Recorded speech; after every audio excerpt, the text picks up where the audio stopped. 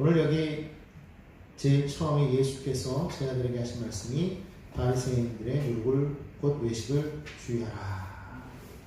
말씀 제목은 바리새인의 외식을 주의하라입니다. 계속해서 예수님께서 말씀을 전하시고 계시죠. 그런 가운데에서 지금 오늘 성경에 보니까 정말 수많은 사람들이 모이는 것을 볼 수 있습니다. 어느 정도냐? 수만 명이라고 하겠습니다. 그때 당시 인구수를 따져보았을 때 수만 명이라고 엄청난 숫자. 지금도 수만 명이 모이면 어마어마한 숫자 아니겠습니까? 그런데 오늘 성경에 보니까 수만 명이 모였어요. 어느 정도까지냐? 서로 밟힐 정도로 많았다. 그렇게 말하고 있습니다. 그런데 오늘 그렇게 수많은 사람들 앞에서 예수님께서 누구에 대한 말하느냐? 서기관들과 바리새인들에 대해서 지금 주님께서 말씀하고 있어요. 특별히 오늘 여기 성경에서는 바리새인에 대해서 말을 하는데, 여러분 이 바리새인들에 대해서 우리가 아는 것처럼 이 바리새인들은 이 바리새라는 그 말 자체가 이 구별되다, 구분된다라는 구분하는 자, 분리주의자라는 뜻을 가지고 있어요. 뭐에서부터 분리가 되었을까? 어떤 정확한 그 어원을 찾기가 좀 애매한데, 그 신약과 구약 시대의 중간에 이 중간사라는 데가 있거든요. 그러니까 중간에 구약과 신약이 약간 간격이 한 400년 간격이 비어 있어요. 구약과 신약을 넘어가는 데 있어서 그 사이가 400년의 공간이 있거든요. 그래서 우리가 그 사이를 뭐라고 말하냐면 중간사, 중간의 역사라 해서 신구약의 중간사라고 이렇게 얘기하는데, 이런 부분에 대해서 우리가 좀 알고서 넘어가면 신약이 좀 쉽죠. 여기서는 지금 말하기는 좀 너무 길고요. 아무튼 그때 당시에 그 중간에 이 이스라엘이 북이스라엘과 남유다가 멸망했지만 중간에 이 마카비 왕조라고 해서 중간에 그 약한 100년 가까이 1세기 정도를 이 지배했던, 그래서 로마의 그 독립으로, 로마의 그 압제로부터 독립해서 이렇게 해서 그 독립했던 그런 나라가 있었어요. 그때에 이 제사장들 중심으로 해가지고 세워진 그런 나라였거든요. 그래서 이 죄에 대해서 상당히 분리하는, 그런 세상의 죄악에 대해서 분리하는 그런 일들이 있었죠. 그래서 단호히 했기 때문에 아마 거기에서 파생되었을 것이다. 그래서 거기에 동참했던, 그 마카비 운동에 동참했던 그 사람들에게서 나온 것이 바로 바리새파일 것이다라고 그렇게 얘기를 합니다. 그래서 분리되었다, 분리주의자다 그렇게 말하는데, 이들은 세상과 많이 구별했죠. 그래서 특별히 이 율법에 대해서 상당히 열심히 연구하고 지키고 기록하려고 했던 그런 사람들이었어요. 이들이 그 당시에 제사장 계열보다도 더 민중들에게 인정을 받고 인기가 있었던 이유는, 당시에 그 시기를 거치면서, 이건 나중에 중간 역사를 좀 알아봐야 되겠지만, 그때 이 대제사장, 그 제사장 계열의 그 직분을, 이게 원래는 그 아론의 그 후손들만이 대제사장이 될 수 있었잖아요, 제사장들이. 그런데 이거를 이제는 그렇게 안 하고, 이거를 돈을 주고 사기 시작했다는 거예요.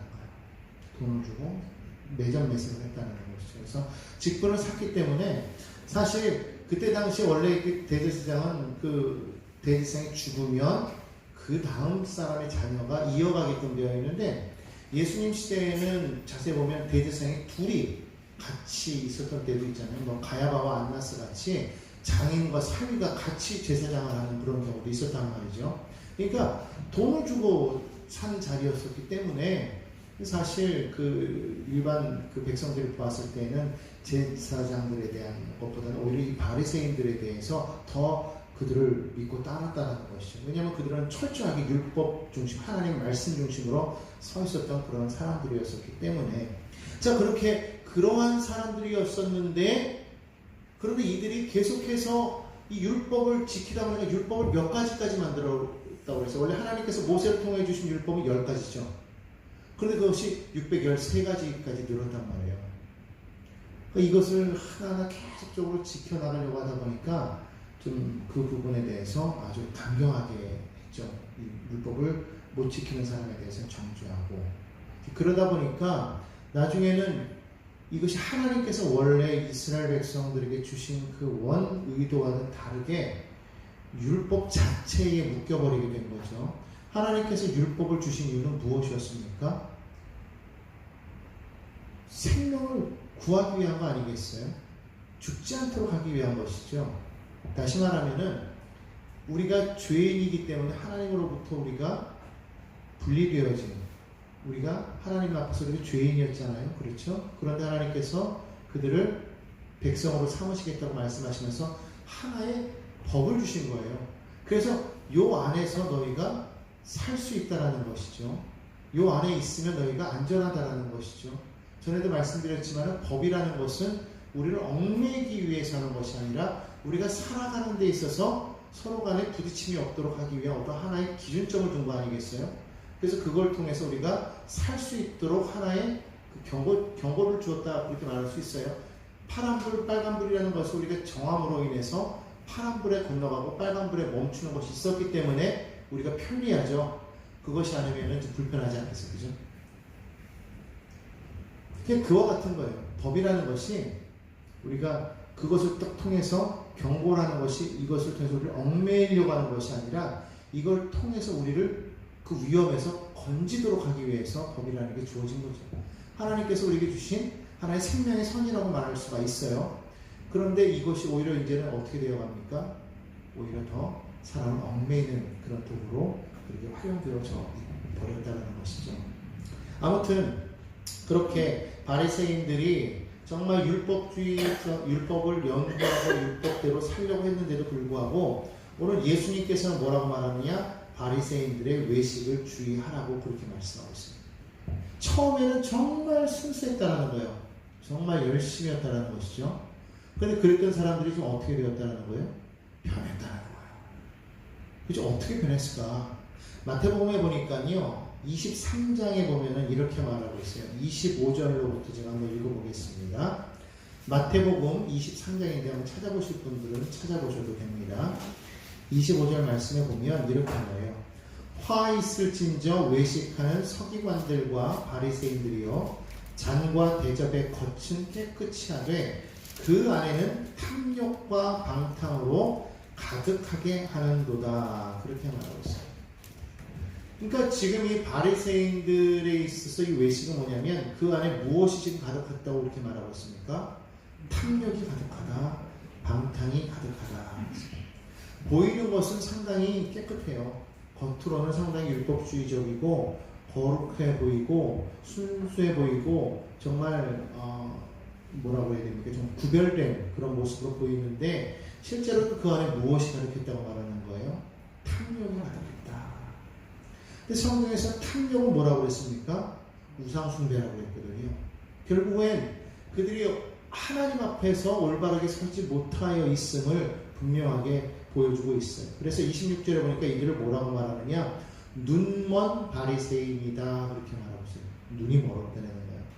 마치 소경이 소경을 인도하는 것은 다른 사람으로 하여금 잘못된 길로 가게 만드는 것과 같죠. 그래서 소경이 소경이 인도할 수 없지 않습니까? 그런데 지금 리더들이 어떻다라는 거예요? 눈이 멀어버렸다고 그렇게 말하는 거예요.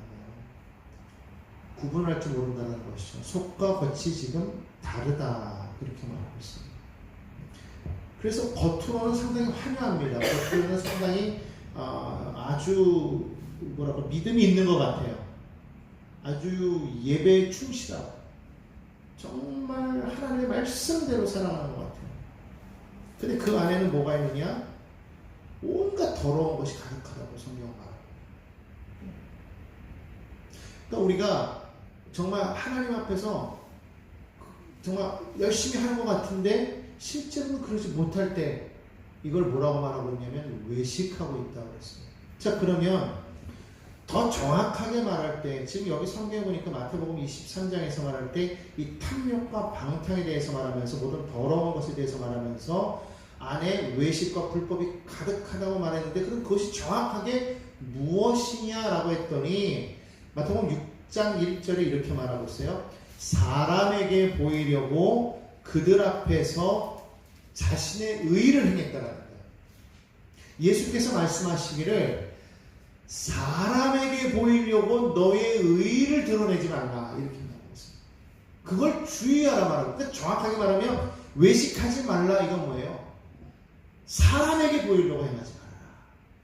하나님은 아신다라는 거예요. 하나님이 보신다. 이것을 정확하게 말하고 있어요. 그래서 구제할 때도 외식하는 자는요, 사람에게 영광 받으려고 회당과 거리에서 이것을 막 이렇게 나팔을 불면서 행했대요.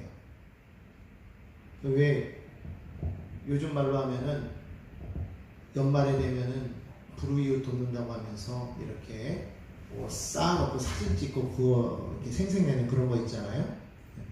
그걸 나쁘다고 하는 게 아니라 그것을 위해서 하는 게 잘못됐다라는 것이죠. 평상시 때는 안 그러면서 성경이 뭐라고 말하느냐면 구제할 때에는 오른손이 하는 것을 왼손이 모르게 하라 그렇게 말을 하고 있어요. 은밀하게 하라. 왜? 하나님이 보신다라는 거예요. 그러니까 하나님이 갚으실 거다 이렇게 말하고 있어요. 그러니까 하나님의 말씀대로 사는 사람은 누구를 의식해야 되느냐면 하나님을 의식하라는 거예요. 믿음의 사람들은요, 사람을 의식하지 말고 누구를 의식하라? 하나님을 의식하라. 근데 많은 사람들이 하나님을 의식해야 되는데 하나님보다 누구를 더 의식하게 되느냐? 자꾸 사람을 의식하게 된다는 것이죠. 그래서 하나님께 했지만 또 사람이 알아야 돼. 그렇게 하는 거죠. 그러니까 하나님 앞에 뭔가를 이렇게 드리려고 할 때에 하나님께서 받으셨다는 것을 온전히 하나님이 아시니까 나는 됐어 이게 돼야 되는데 하나님이 아시면서 동시에 사람도 알아야 되니까 이것을 자꾸만 어떻게 합니까? 드러내려고 했다는 것이죠. 그래서 성경에 보면은요, 바리새인 그 부자가 바리새인들이나 이 사람들이 이렇게 헌금을 할 때 보면 부자가 헌금을 할 때 보면 이렇게 예전에는 헌금할 때 딱 동전으로 했잖아요. 요즘에는 다 이렇게 지폐로 하지만 그러니까 동전을 이렇게 놓고 이렇게 헌금하면서 집어넣는 게 아니라 동전을 가지고서 이렇게 하나씩 떨어뜨렸다는 거죠. 그 동전은 무게에 따라서 소리가 틀려요. 그렇죠? 큰 동전, 무거운 동전일수록 부딪히는 소리가 커요. 땡그랑한 소리가 난다. 그러니까 이거를 높이에서 위로 툭 떨어뜨리면서 이거를 한꺼번에 넣는 게 아니라 하나씩 드리는 거예요. 주님, 제가 예물 드립니다. 땡그렁 소리가 나면 그때서야 또 하나 들고 땡그렁. 그러니까 얼마나 오래 드렸겠어요. 많을수록 클수록 소리도 크고 하나님 앞에 드리면서도 동시에 누가 보이게 하는 거예요? 사람이 보이게. 근데 성경에 보니까 한 가난한 과부가 자기는 2랩돈밖에 드릴 게 없다고 했어요. 근데 그것이 전 재산이에요. 그러니까 그 사람들 앞에서 자기가 드릴 수 있는 게 너무 부끄러우니까 되게 조용히 가서 눈물을 흘리면서 자기는 더 드리고 싶어도 그게 전 재산이에요. 그럼에도 불구하고 하나님 앞에 그걸 다 드리는 거예요. 소리가 어떻게 났겠어요? 띡 이렇게 났겠죠. 띡 그러면 딱 사람 듣고 알아요. 아 얼마겠구나. 얼마나 마음이 아팠겠어요. 그런데 성경 뭐라고 말하느냐? 예수께서 말씀하시기를 저가 이보다 더 많이 드렸다. 저는 가진 것 중에서 드렸지만은 이 여인은 자신의 전부를 드렸다. 그 말씀하시죠? 근데 당시의 사람들은 그랬다는 거예요. 이렇게 막 보이기에 집중했다는 거죠. 구제할 때도 막 그래 나팔을 불어가면서 내가 구제한다. 여러분 보시오. 지금부터 구제합니다. 배고픈 사람들 모이시오. 이랬다는 거예요. 얼마나 드러납니까? 근데 그거를 주님께서 뭐라고 말하느냐? 외식이다. 근데 중요한 건 뭐냐면 구제하는 것도 우리 기도할 때도 그랬다. 사람들이 기도할 때도요. 여기 성경 보니까 마태복음 6장에 보니까 뭐라고 하냐면 사람에게 보이려고 회당 큰 거리 어귀에 서서 기도했대요. 사람들이 다 보는 앞에 서가지고 오 주여 나는 이러이러합니다. 자랑을 하는 거죠. 근데 성경 뭐라고 말하고 있느냐? 기도할 때는 골방에 들어가서 문을 닫고 은밀한 중에 계신 아버지께 기도하라 했어요. 성경에 은밀한 중에 보시는 내 아버지께서 안 보시죠. 하나님은 은밀한 중에 우리를 보고 계시더라는 거예요. 하나님은 우리를 다. 그래서 성경 오늘 2절과 3절 보니까 뭐라고 말하고 있느냐?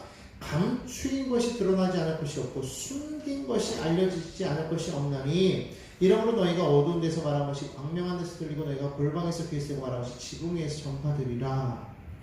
여러분이요 정말 은밀하게 하여도 드러날 것은 드러나게 되어 있어요. 그러나 중요한 것은 은밀하게 하라는 것이죠. 왜? 하나님이 보시기 때문에 위해서. 하나님. 그런데 오늘 여기서 또 2절로 3절 말씀에 숨겨진 또 하나의 말은 뭐냐면 정말 이 뭐라 그럴까 죄악 같은 경우에 어떤 그런 마음이 내 안에 감추인 것들이 사실은 하나님 앞에서는 다 어떻게 된다는 거예요? 드러날 수밖에 없다라는 거예요. 우리가 사람 앞에서 나를 숨길 수가 있어요. 우리가 외식할 때 사람한테 좋은 것만 드러내지 나쁜 건 안 드러내거든요. 내가 선한 일 행동한 거는 드러내지만은 내가 수치스럽고 창피한 일은 내가 다 가린단 말이에요. 그러면서도 뭐라고 말할까? 나는 당당하다고 이렇게 말을 하지만 사실 우리 모두는 다 하나님 앞에서 죄인이에요. 근데 사람이 봤을 때는 몰라. 겉으로 보니까 겉모습을 통해서 저 사람은 선한 사람이겠거니 하지만 사실은 그렇지 않을 수도 있다는 것이죠. 오늘 그 말을 하는 거죠. 사람들이 자기를 자꾸 감추면서 겉으로는 좋은 것만 드러내지만 사실은 사람에게 보이려고 하기 때문에 그런 것이지 하나님이 보신다고 생각하면은요 우리는 내 겉이든 속이든 그것이 하나님이 보신다는 거 생각을 해서 내 마음이 두렵지 않을 수가 없다는 거예요. 요셉이 보디발의 아내 요셉이 보디발의 시위대장 보디발에게 팔려가지 않았습니까? 그가 거기서 정말 열심히 일하고 정말 그가 핸섬하고 너무 애가 멋있으니까 그 보디발의 아내가 그를 미혹하잖아요. 근데 성경은 뭐라고 말하고 있습니까? 내가 살아계신 하나님 앞에서 내가 범죄할 수 없습니다. 아무도 없었다고 그랬거든요. 그 여인이 말할 때 뭐라 그래요? 여기 나와 너밖에 없으니 이리와 우리 함께 동침하자. 근데 요셉은 뭐라 그럽니까? 당신과 나만 있는 것이 아니라 여기 누가 계신다? 하나님이 계신다. 많은 사람들이 사람만 보기, 사람의 눈만 가리면 된다라고 말하죠. 그러나 하나님의 믿는 백성들은 하나님의 눈이 우리를 보고 계신다라는 것을 기억해야 된다. 옛말에 손바닥으로 하늘을 가린다라는 말이 있지 않습니까? 옛날 사람들은 하늘을 두려워했다라는 거죠. 사람은 속일 수 있어도 하나님은 속일 수 없다라는 거예요. 그렇기 때문에 우리가 아무리 겉으로 우리가 정말 선한 것 같고 우리가 겉으로 아무리 믿음이 있는 것 같아도 그 속이 어떨지는 모르는 거예요. 그렇기 때문에 하나님을 두려워하는 사람은 하나님이 보신다는 걸 알고 우리 속 사람을 새롭게 하고 반드시 드러나요. 하나님을 속일 수가 없어요. 하나님을 속일 수가 없어요. 사람이 10길 물 속은 알아도 한 길 사람 속은 모른다고 자기를 숨기면 사람은 몰라요. 모르니까 속이는 거예요. 그러니까 표리부동이라는 말 있지 않습니까? 그런 말이 거기서 나왔어요. 겉모습과 속모습이 달라요. 근데 하나님은 뭘 보신다? 속사람을 보신다. 속을 보신다. 그러니까 우리가 누굴 두려워해야 되느냐? 하나님을 두려워해야 된다는 거예요. 시편 139편 1절로 4절에 다윗은 그렇게 고백합니다. 시편 139편 1절에 이렇게 말합니다. 야훼여 주께서 나를 살펴보셨으므로 나를 아시나이다. 주께서 내가 앉고 일어섬을 아시고 멀리서도 나의 생각을 밝히 하시오며 나의 모든 길과 내가 눕는 모든 것을 살펴보셨으므로 나의 모든 행위를 익히 하시오니 야훼여 내 혀의 말을 알지 못하시는 것이 하나도 없으십니다. 다윗이 정말 우리가 보았을 때 왜 다윗이 하나님의 마음에 합하였을까? 그는 항상 하나님 앞에 코람데오의 모습으로 섰다는 거예요. 코람데오란 말은 하나님과 이렇게 얼굴과 얼굴을 맞대고 있는 그런 것을 코람데오라고 말하거든요. 다시 말하면 하나님 면전 앞에 서 있는 것을 코람데오라고 해요. 그러니까 바로 이렇게 쳐다보고 있는 거예요. 학생이 시험을 보는데 면접관이 바로 이렇게 딱 쳐다보고 있는데 컨닝할 수 없죠. 마찬가지로 바로 하나님이 보고 계시다. 지금 눈에 보이지 않지만 그 하나님이 지금 나를 보고 계시다. 요셉이 그랬고 다윗이 그랬다. 믿음의 많은 백성들이 다 그랬다라는 거예요. 지금 눈에 보이지 않아도 하나님은 나를 보고 계시다. 그 성경에 보면은 감찰하시는 하나님이라 그렇게 말했어요. 나를 감찰, 나를 바라보시다. 나의 작은 신음에도 귀를 기울이고 계시고 언제나 나를 살펴보시는 하나님. 내가 어디 있든지 항상 그 자리에 계시고 거기에 계시며 나를 도우시는 하나님. 언제 어디서 나와 함께 하시는 임마누엘의 하나님. 그 하나님을 우리가 인정하며 나아가야 된다. 다윗이 그랬다는 거예요. 하나님이 나를 아신다. 여러분 이게 믿지 않고 죄인에게는 참 두려운 말이에요. 그렇지 않습니까? 우리는 막 어두운 데서 말하고 뒤에서 말하고 음모하고 험담하고 계획을 짜지만 하나님이 그걸 다 알고 계시는 거예요. 근데 이것이 악한 사람들에게는 그것이 얼마나 무섭고 두려운 일이에요. 그죠? 그런데 우리 믿는 사람들에게 이것이 또 얼마나 은혜가 되는지. 왜? 나의 어려움을 나의 형편을 아시는 하나님. 내가 말하지 아니하여도 내가 구하지 아니하여도 이미 나의 머릿속의 생각과 나의 모든 각오와 내 마음의 모든 소망을 이미 벌써 아시는 하나님. 그 하나님 앞에 우리가 하나님 그냥 이름만 불러도 내가 너를 안다 하시잖아요. 그러니까 악인들에게는 두렵고 떨리는 하나님이요 우리에게는 정말 은혜의 하나님, 감사의 하나님, 고마우신 하나님, 좋으신 하나님. 그래서 우리는 하나님을 두려워해야 돼요. 믿음의 사람들은요 하나님을 두려워해야 돼요. 하나님을 두려워하되 세상을 두려워하지 말라. 5절 6절을 보면 6절로 7절을 보면은요 참새 5마리가 두 왓사리온에 팔리는 것이 아니야. 그러나 하나님 앞에는 그 하나도 잊어버리시는 것 되지 않아. 참새 그 2마리가요 한 100원 정도에 팔리는 거예요. 너무 헐값에 팔리는 거예요. 그 생명인데 그런데 그것조차도 하나님이 잊어버리지 않으시죠.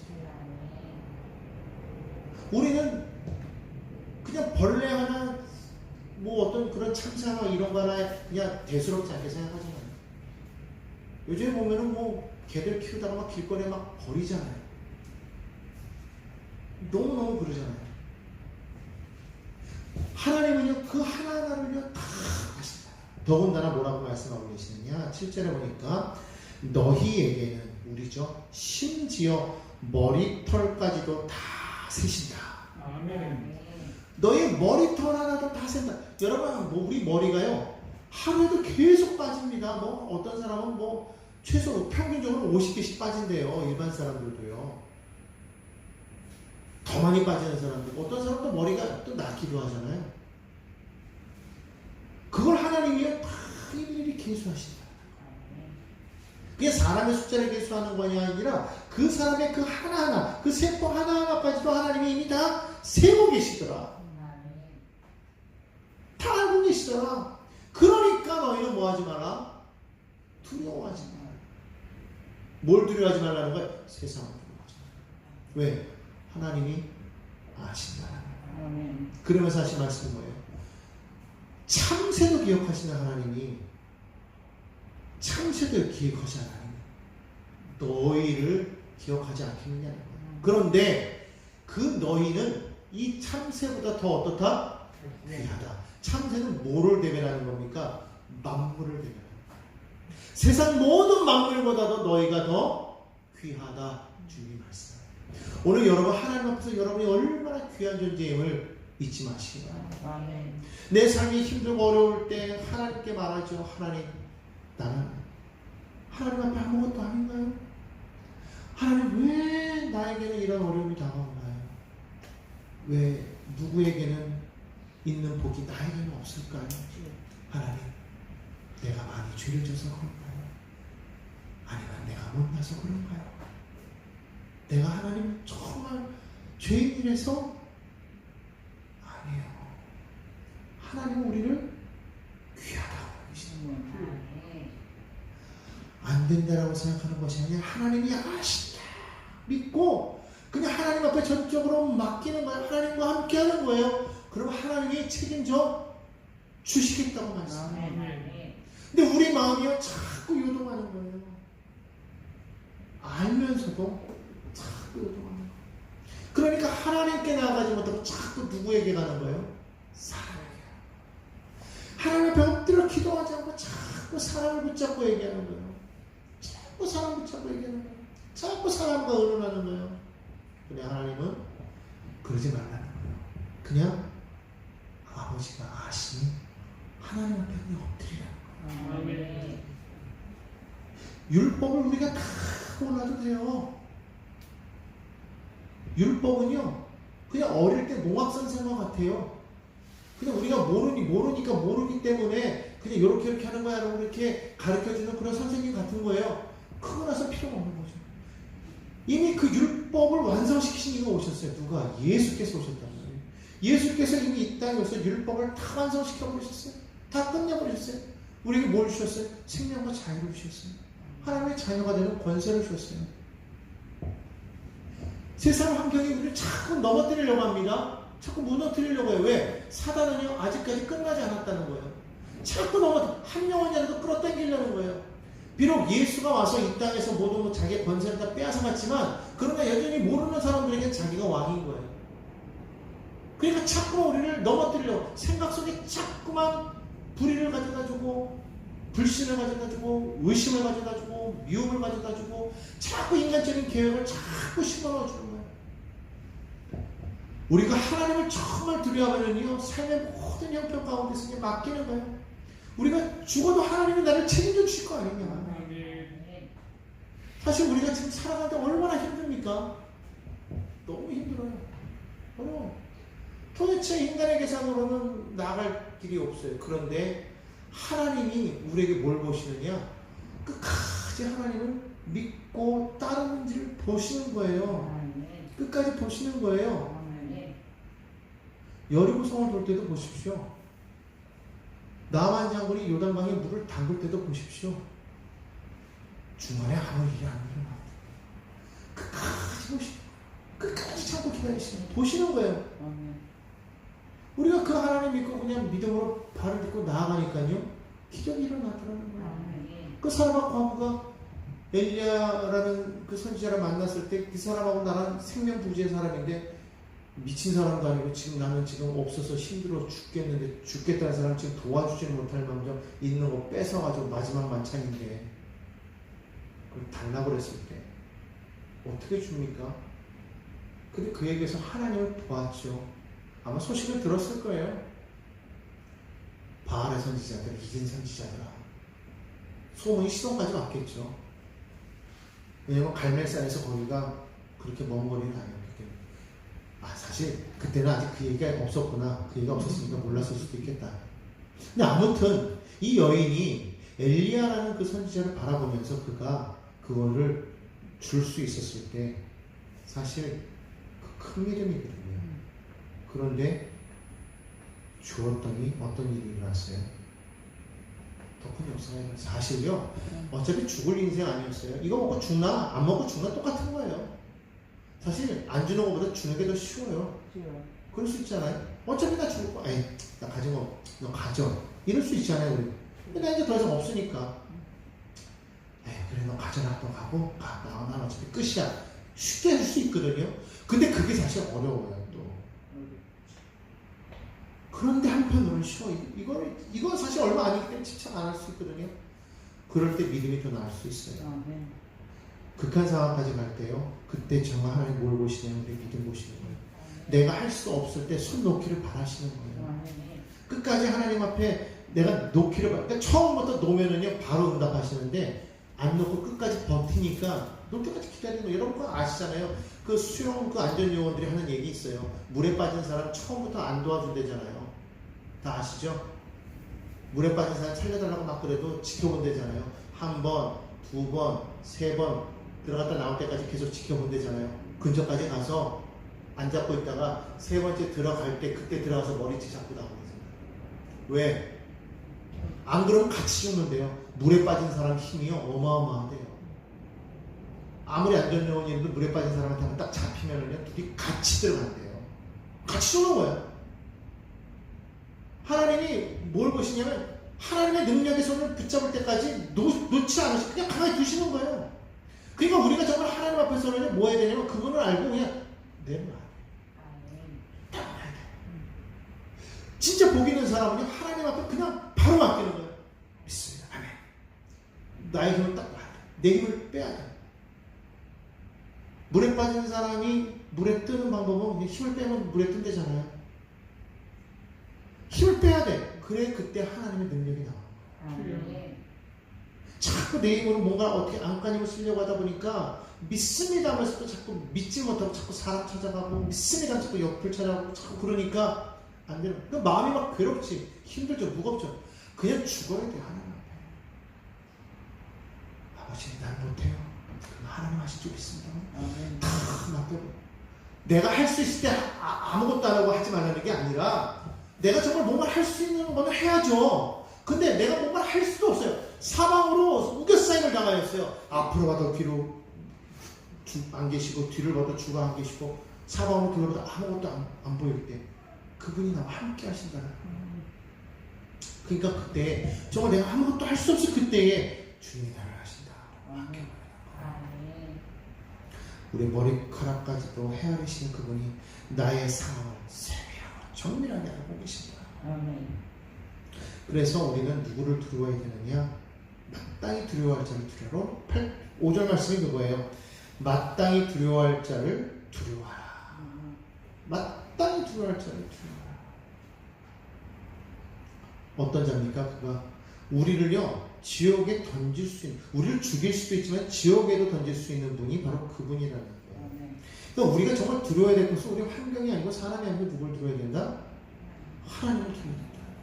믿음의 백성들이 하나님을 바라보면은요 정말 내 삶에 정말 모든 것을 하나님이 책임지시는구나.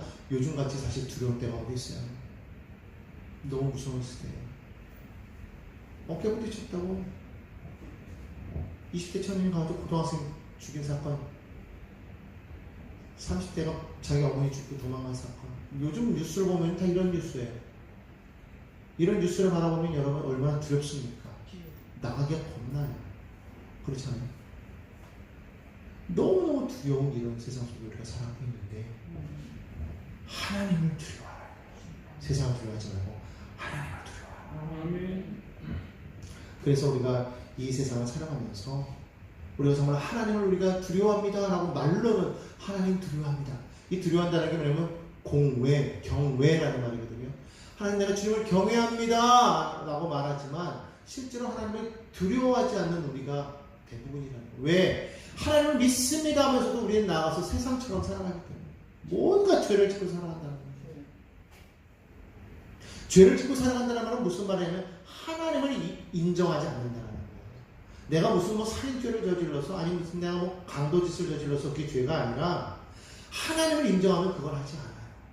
그러니까 다시 말하면 하나님을 인정하는 삶을 살라 이거예요. 그분이 내 앞에서 나를 지켜보고 계신다. 그분이 나를 지켜만 보는 게 아니라 나를 도우신다는 거예요. 그러니까 그분을 두려워하는 거예요. 그리고 그분이 나와 함께 하심에 오히려 더 우리는 담대할 수가 있어요. 왜? 우리가 두려워할 만한 그 강한 그분이 나와 함께 하시기 때문에 세상에 어떤 어려움이 다가와도 그분이 나를 도우시면 나는 능히 된다. 그러니까 온전히 그분을 인정하고 나아갈 때 하나님께서 우리의 삶의 모든 것을 회복시키시는 역사가 있게 될 줄로 믿습니다. 여러분 어떠한 상황 속에서도 여러분 안에 와 계시는 성령을 인정하시기 바랍니다. 그분께서 여러분의 삶에 정말 온전히 모든 것을 회복시키는 역사가 있게 될 줄로 믿습니다. 변화시키게 됩니다. 여러분 그렇게 믿으시고 정말 사람들에게 보이려고 하지 마시고 오직 하나님만을 바라보며 하나님만을 의지하며 살아가는 믿음의 백성들의 삶이 되기를 예수님의 이름으로 축원합니다. 기도하겠습니다.